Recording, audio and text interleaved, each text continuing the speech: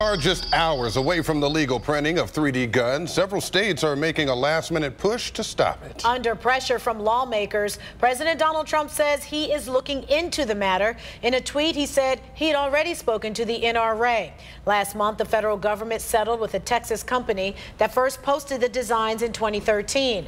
The company insists sharing the plans is protected free speech, but gun control advocates argue it's a threat to our national security. Begs the question, what does all of this mean for folks right here in Northeast Ohio? And 5 on your side investigator Scott Knoll has been digging for answers. What'd you find? Well, guys, what a lot of people may not realize is for decades it's been legal to make your own gun. The question now, will having the plans online lead to a flood of homemade guns on the streets?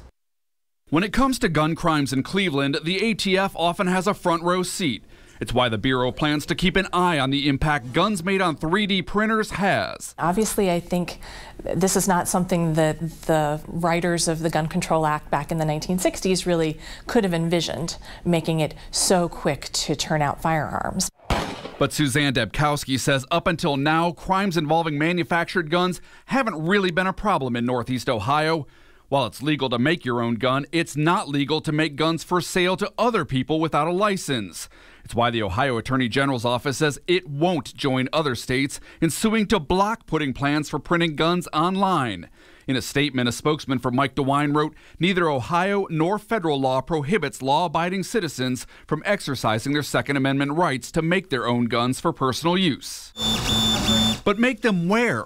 We found both Cuyahoga County and Cleveland Public Libraries have specific policies against making weapons with their 3D printers. Our patron conduct requires that you cannot bring a gun into the library or any weapons into the library, so obviously we would not let you print a weapon in the library either. Robin Wood says those requests are few and far between at the 3 Cleveland Public Libraries with 3D printers. And with some estimates putting the cost of a printed gun at more than $1,000, the ATF's Debkowski says it's likely criminals will look for easier ways to get guns. But she admits homemade firearms printed without serial numbers or other information would be tougher for cops to trace if they're used in crimes. We'll continue to take a look at and monitor if there are firearms turning up at crime scenes that don't have that information on it. Then we can start documenting that, yes, this is a problem. One big thing to remember, if a person is a convicted criminal and not allowed to have a gun, this doesn't change anything. The ATF says it doesn't matter if the gun is made by someone else or you print it yourself, it's still illegal.